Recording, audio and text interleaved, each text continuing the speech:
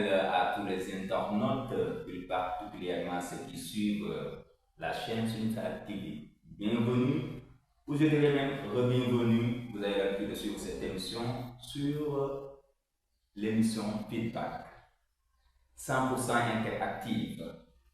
Aujourd'hui, nous avons l'honneur de recevoir un camarade, un ami qui va nous parler de la décentralisation. Donc l'émission sera 100% interactive. On va parler d'un terme très intéressant, un terme qui, même si on n'est pas spécialiste, qui interpelle tout un chacun. Alors, je m'avais présenté, j'ai en face de moi Cheikh Tidiane, qui est étudiant en Master 2 en Management des collectivités territoriales et développement local à l'Université numérique Cheikh Hamidou Kane, ancienne université virtuelle du Sénégal. Il a cheminé dans cette université, il a passé tout son parcours dans cette université. Il a également été formateur dans cette même université en communication et développement personnel. Il était d'ailleurs même à la tête du club de leadership et développement personnel de l'Université du Bénin. Cheikh Tidiane a été aussi également le porte-parole du Bénin. Il a eu à animer dans cette université et dans certaines organisations estudiantines des panels et des conférences. Cheikh Tidiane, merci beaucoup d'avoir accepté notre invitation. Merci beaucoup. Vous avez en face de vous les internautes qui suivent avec plaisir cette émission. Je vous donne la parole afin que vous les saluiez. Merci beaucoup, très cher président Ismaïla. Merci pour cette belle présentation. Et merci aussi pour l'honneur que vous m'avez fait d'assister à cette émission très spéciale pour moi. Donc c'est un honneur de répondre à votre invitation. C'est toujours aussi un plaisir de venir assister à vos panels. Donc je vous remercie et je dis bonjour à nos chers internautes qui nous suivent sur la chaîne Sunuside TV. Voilà, c'est ça. Donc merci. C'est un plaisir aujourd'hui de venir à votre invitation pour parler sur un thème d'actualité. C'est un thème qui a été toujours même d'actualité et qui est un des leviers de développement pour chaque pays. Je veux parler de la décentralisation. D'accord, nous y reviendrons. Cheikh Tidiane, vous avez été à l'Université virtuelle du Sénégal. Je suppose que ce n'est plus l'Université des facultés. L'université a été dénommée Université numérique Cheikh Hamidou Kane.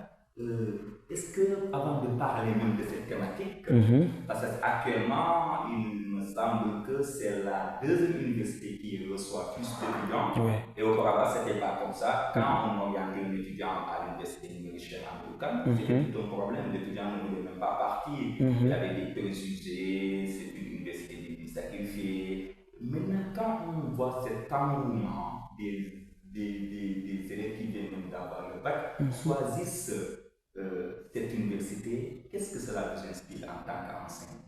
Bon, c'est un plaisir, c'est aussi une fierté d'avoir participé à la construction de quelque chose aujourd'hui qui est entré dans la durée, ce qu'on appelle un développement durable.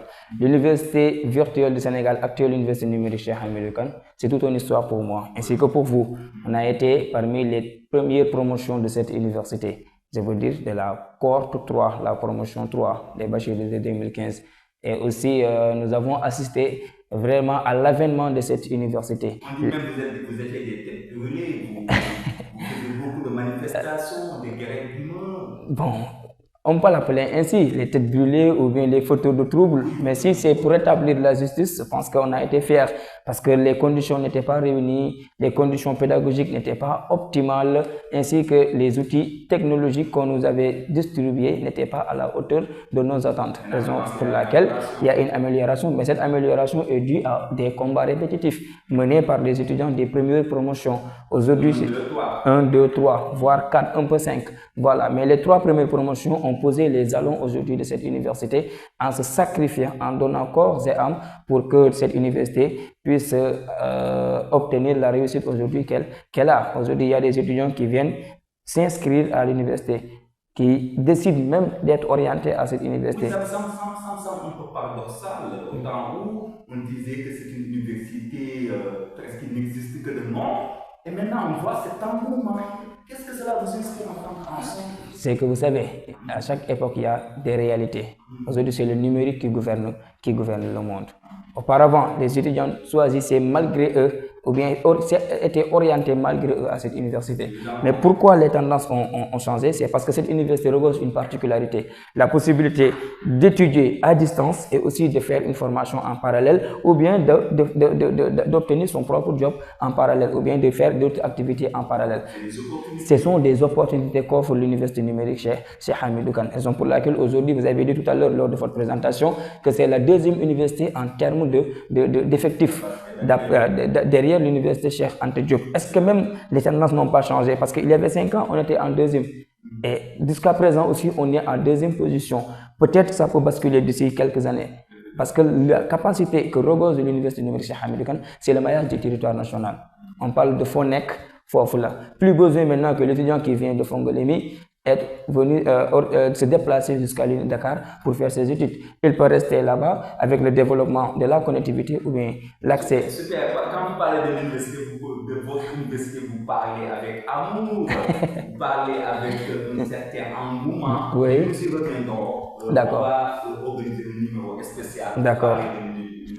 Ce sera un plaisir. Ce sera un plaisir. L'université numérique Cheikh Hamidou Kane. Vous avez aussi été le président de la commission pédagogique de votre filière. Effectivement. Vous avez animé des cours, vous avez eu à animer des cours pour les différentes promotions. Oui. Nous y reviendrons. Vous avez donc fait une partie de votre formation, même si vous avez eu d'autres formations. Une partie de votre formation, vous l'avez faite à cette université. Vous avez eu votre licence en administration générale des territoires. Actuellement, vous faites un master en management et des collectivités territoriales et développement local. Ouais. Aujourd'hui, on parle de la décentralisation. Effectivement. Qu'est-ce que ce terme vous inspire? La décentralisation, je peux dire que c'est le jalon qui permet à nos États de se développer à travers des ordres de collectivité. C'est-à-dire une partie du pouvoir de l'État central est transférée à des ordres de collectivité qui ont l'autonomie de gestion, l'autonomie aussi de décision. C'est-à-dire, au lieu que tout reste centralisé, tout reste concentré dans une seule sphère, il faudra penser à désengorger, à décentraliser certaines certaines compétences reconnues à l'État à des ordres de collectivité. Pour moi, le terme, le but c'est d'être plus proche aux populations, que les populations aussi obtiennent le pouvoir de décision, mais aussi participent activement à la gestion de leur collectivité, qu'ils s'immiscent dans les affaires de leur collectivité. Par exemple, les collectivités locales, autrement dit les collectivités territoriales, sont des... Je voulais cette différence locale et territoriale, c'est pas la même chose? Bon, c'est presque la même chose, hein. C'est juste l'appellation qui change avec l'acte 3 de la décentralisation. Le nom le plus utilisé souvent, c'est les collectivités territoriales. Mais collectivités territoriales ou collectivités locales, je parle, c'est le même marteau qui frappe, mais on en a raccourci là, la masse, pour paraphraser un peu, j'ai oublié son nom. Odilon Barreau, voilà, en déconcentration, quand il disait que c'est le même marteau qui frappe, mais on en a raccourci la marche. Évidemment, vous avez souligné un autre terme, ouais. Déconcentration.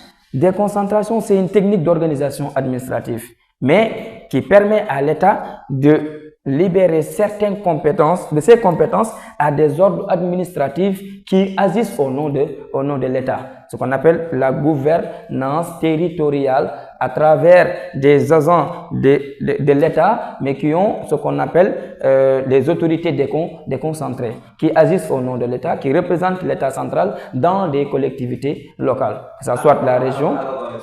Excusez-moi de vous avoir interrompu, parce que là, il faut poser automatiquement cette question. Oui. Il y a des étudiants qui nous suivent, qui ne savent pas, souvent ils sont en première année, deuxième année, je pense que même vous avez été un peu victime de ça. Oui. On confond souvent les deux termes. Déconcentration. Vous savez, quand on parle de centralisation et de décentralisation, on revient sur ces deux termes. Il y a ce qu'on appelle les techniques d'organisation administrative. Ça, c'est en droit administratif. L'organisation administrative regorge deux éléments essentiels: la centralisation et la décentralisation.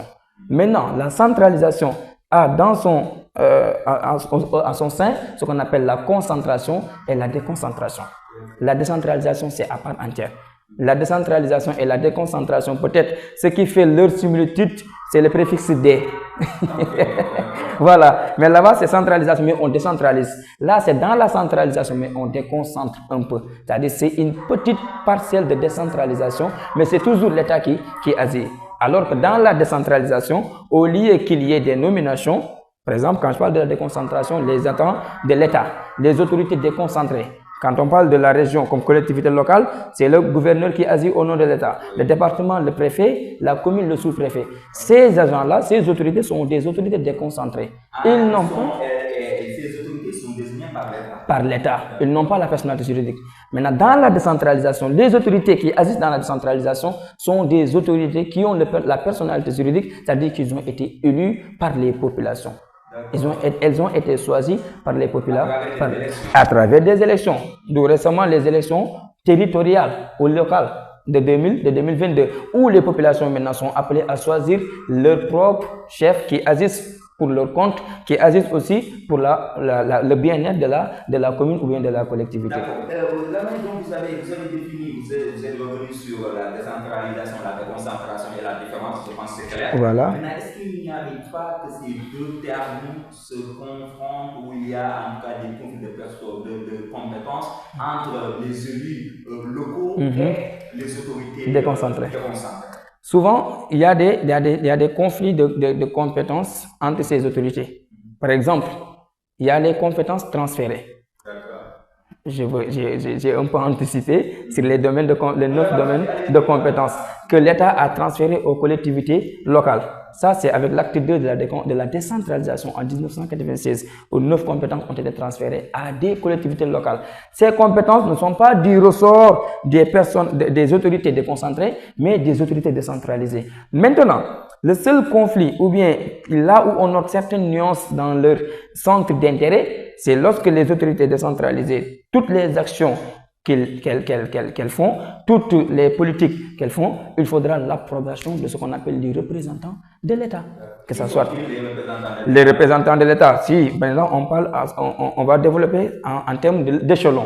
Au niveau de la commune, le représentant de l'État, c'est le sous-préfet. Donc le maire de la commune de Ndiaganiao, par exemple, s'il agit au nom de la commune, toutes les actions qu'il fait, ainsi que la politique budgétaire de la commune, les finances locales de cette commune, il faudra qu'il y ait un document transféré aux représentants de l'État pour approbation. Ça appelle souvent à une relativité sur l'indépendance ou bien l'autonomie de gouvernance de nos autorités. Pourquoi il faut qu'il y ait ce regard pour que les collectivités territoriales puissent dérouler les actions? Pourquoi ça? C'est parce que l'État est un peu jaloux.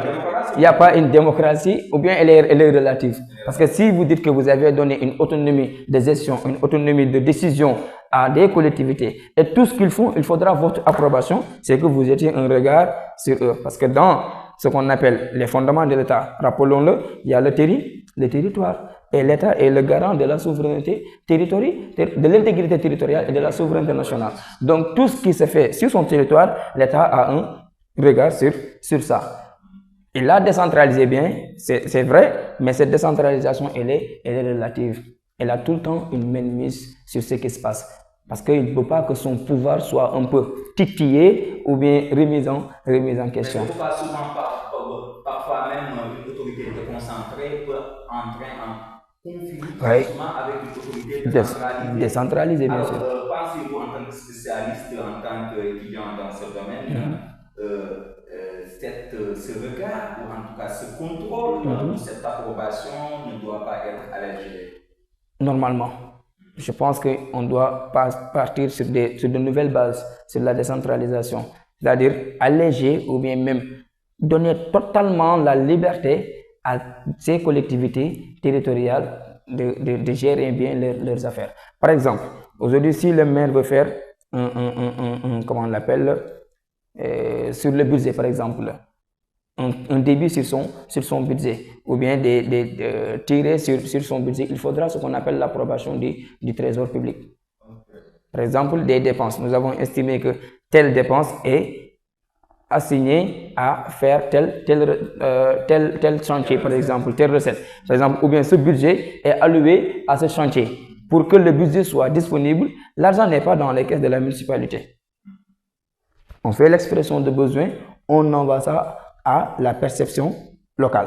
La perception locale, c'est un démembrement du trésor public. Donc, toujours, il y a ce qu'on appelle la mainmise de l'État sur cette affaire. La fiscalité locale n'est pas encore décentralisée. Donc, voyez, les domaines qu'il faudra décentraliser, il y en a à gogo.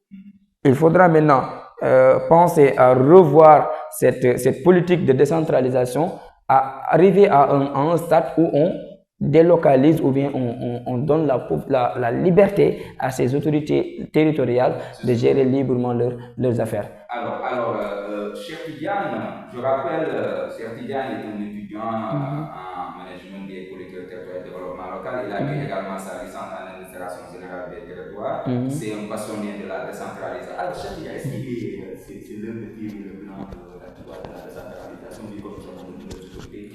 Peut-être ils feront l'acte 4. Ou bien on attend un acte. D'abord, est-ce qu'on peut tirer maintenant le bilan de l'acte 3 de la décentralisation? Pour moi, avant de lancer quelque chose de nouveau, s'il y avait quelque chose d'ancien, il faudra faire son bilan.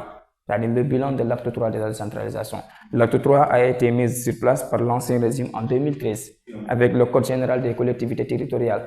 Qu'est-ce que maintenant cet acte a fait comme avantage, comme inconvénient, et on tire le bilan. Pour moi, c'était pour 12 ans de règne, ou bien l'acte 3 a eu 11 ans de règne.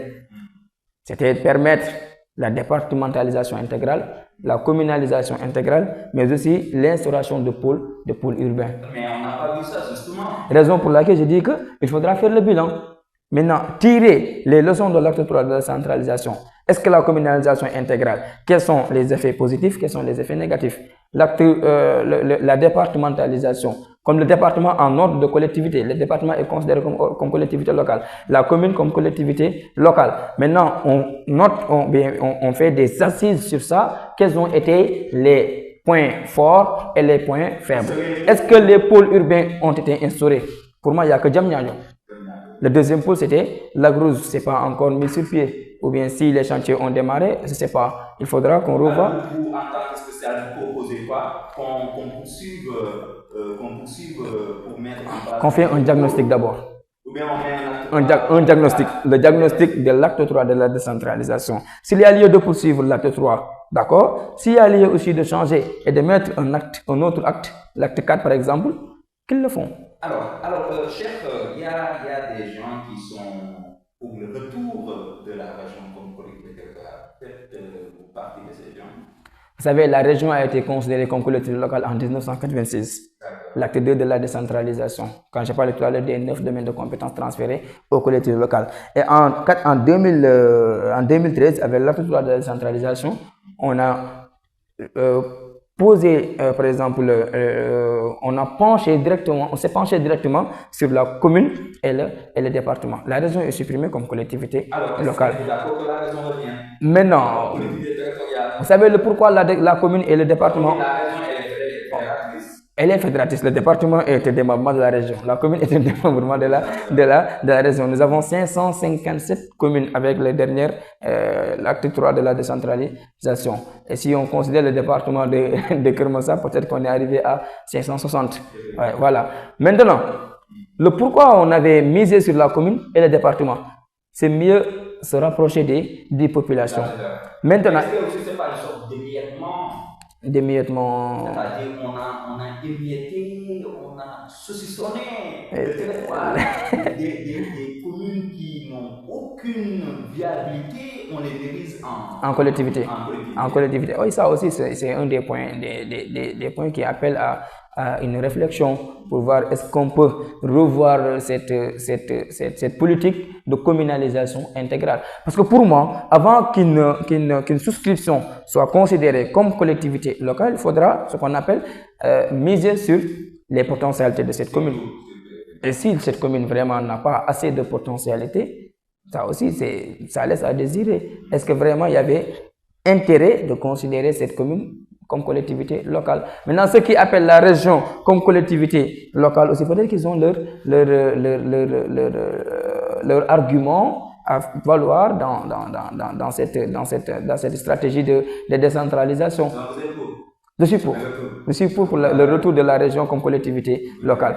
Maintenant, par exemple, si on prend la région de Thiès, le département de Mbour et de Tivaouane sont des collectivités locales. La région de Thiès est dépourvue de collectivités locales. Quelles sont les potentialités de la région de Thiès aujourd'hui en termes de développement? Il y a les phosphates, au-delà des phosphates, l'artisanat un peu avec la commune de Ngaïmekhe. Mais prenons le département de Mbour. Le département de Mbour, il y a l'artisanat, il y a la pêche, il y a le tourisme, il y a aussi l'autre aspect, la pêche, je parle de la pêche, le tourisme, l'artisanat. Donc, il y a 3 secteurs qui pourront permettre à Mbour de se développer, bien d'émerger, si on s'appuyait sur ces potentialités que je viens de citer. La pêche, l'artisanat, le tourisme sont des secteurs d'appui qui permettent à l'État maintenant ou bien à ce département de progresser. Alors, d'accord, permettre à ce département de progresser. Alors, on voit maintenant, on entend, vous avez même évoqué ça, les actes de la décentralisation. Vous avez parlé de 1996. Peut-être avant ça, il y avait des annonces qui ont été posées. Alors, jusqu'à maintenant, parce que vous l'avez dit dès l'entame des propos, c'est pour rapprocher, pour développer le territoire. Mais jusqu'à maintenant, les politiques peinent à se développer. Vous savez, il y a dans l'acte 3 quelque chose que j'ai omis. C'est-à-dire des territoires viables, compétitifs et porteurs de développement. Là, vous avez mis tout à l'heure l'accent sur le retour de la région comme collectivité locale. Et j'ai énuméré qu'il y a certaines communes qui n'ont pas assez de ressources pour bénéficier du jargon collectivité locale. Par exemple, territoire viable. Est-ce que, par exemple, cette portion de terre est viable ou pas? Est-ce que nous avons la capacité de rassembler toutes ces ressources, les ressources financières, les ressources économiques, les ressources humaines, viables, compétitifs et porteurs de développement? Nos collectivités ne sont pas compétitifs. D'où maintenant l'intérêt de faire... Ce ne sont pas toutes les collectivités. Par exemple, on peut prendre l'exemple de là-bas à Sindia, Sandiara, l'autre là, Sandiara, Somon, c'est pas Somon, non, il y a un agropole, une zone économique spéciale. Malikunda, Sandiara et Ndienyen, je ne sais pas. Par exemple, ça c'est un pôle de développement. Ce sont des territoires viables, compétitifs et porteurs de développement. Et ces communes-là ont regroupé le force. L'intercommunalité. Par exemple, si par exemple certaines communes n'ont pas assez de ressources pour se développer, ils feront maintenant à ce qu'on appelle appel à l'intercommunalité, regrouper leurs forces et s'appuyer sur des potentialités qui permettront maintenant à ces pôles de se développer. Maintenant, territoire viable, j'ai parlé de ressources financières, des ressources économiques, des ressources humaines. Est-ce que toutes nos communes ont ces ressources? Je ne pense pas. Donc, l'intérêt de reconsidérer la région comme collectivité locale, c'est là où ça entre en jeu. D'accord. Alors, cher Tidiane, le temps nous est un peu compté. Vous avez parlé d'un élément très important, les ressources humaines. Actuellement, il y a ce manque de ressources humaines dans les collectivités territoriales. Vous et vos camarades qui viennent de certains ont soutenu le master, d'autres sont dans ce domaine, et puis vous aimez ce domaine. Alors, le recrutement souvent pose problème. Et que les collectivités manquent de ressources humaines. Alors, quel message lancer? Parce que souvent, quand on fait pas la politique, quand on n'aime pas la politique, on n'est pas intéressé des politiciens, souvent on n'est pas recruté par les mains, alors qu'on a les compétences pour participer au développement de notre commune. Je me rappelle d'une organisation que vous-même vous avez mis en place, la CEPAC, la coordination des étudiants et professionnels pour l'appui aux collectivités territoriales. C'est une organisation dont je suis membre qui avait comme objectif de permettre aux étudiants et professionnels d'appuyer les collectivités territoriales. Gratuitement. Ils le faisaient gratuitement, c'est-à-dire être des volontaires au service de nos collectivités territoriales. Ce sont des étudiants qui ont des masters en décentralisation, soit en gouvernance territoriale ou en développement local. Par exemple, je vais prendre l'exemple de M. Ismaël Ali, qui a soutenu son master sur le management, en tant que en management des collectivités territoriales et développement local. Donc, ce monsieur a des notions, des compétences en développement territorial, a des compétences en décentralisation. Et nous notons qu'aujourd'hui, comme vous l'avez souligné tout à l'heure, dans nos collectivités territoriales, le manque de ressources humaines. Ressources humaines peut ne pas manquer, mais des ressources humaines qualifiées. La qualification de nos agents des collectivités territoriales est une question aujourd'hui qu'on doit poser. Est-ce que ceux qui travaillent dans ces collectivités ont la compétence ou pas? Nous avons des étudiants qui ont des compétences en la matière, qui ont soutenu des thèses, des masters sur ça, mais qui peinent à retrouver un travail sur ça. Mais bien sûr, raison pour laquelle on doit appliquer la bureaucratie, l'homme qu'il faut à la place qu'il faut. Donc la fonction publique. La fonction publique locale. D'accord, nous y reviendrons.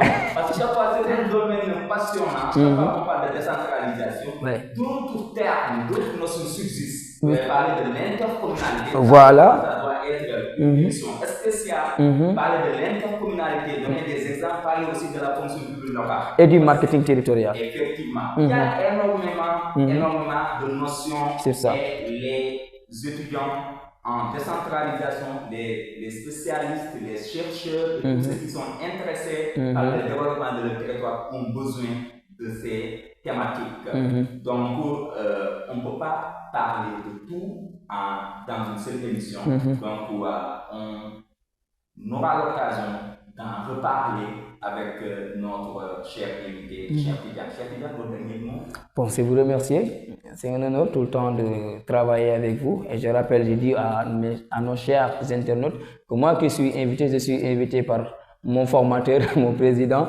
Il a rappelé tout à l'heure que j'ai été président de la commission pédagogique de ma filière, administration économique sociale, ici à l'ENE de Guédiawaye, tout près même des locaux là où nous sommes en ce moment, à Amon 4. Donc, je rappelle que vous étiez l'instigateur de ce club d'administration économique et sociale jusqu'en Master 2. Nous avons cheminé ensemble. Donc, c'est toujours un plaisir de participer à vos émissions. Et tout le temps, vous me faites l'honneur de venir à ces genres d'activités. Si ce n'est pas des émissions, ce sont des panels que vous me désignez en tant qu'animateur ou bien quelqu'un qui doit modérer des genres d'activités. Donc, c'est quelque chose qui me frappe vraiment et qui me fait chaud au cœur. Donc, je ne pourrais manquer cette occasion de vous remercier et de vous témoigner aussi toute ma reconnaissance et ma gratitude. Donc, je termine par remercier l'ensemble des internautes qui nous suivent sur Sunusite TV et M. Lee Ismaïla ainsi que ses collaborateurs de Sunusite TV et aussi faire un coucou à l'ensemble de nos camarades promotionnaires de l'UVS. Actuellement, Université numérique Cheikh Hamidou Kane, de toutes promotions confondues, mais particulièrement de ceux qui sont en AS. Et je vous dis merci beaucoup. J'espère que tout ce qui a été ici développé fera l'objet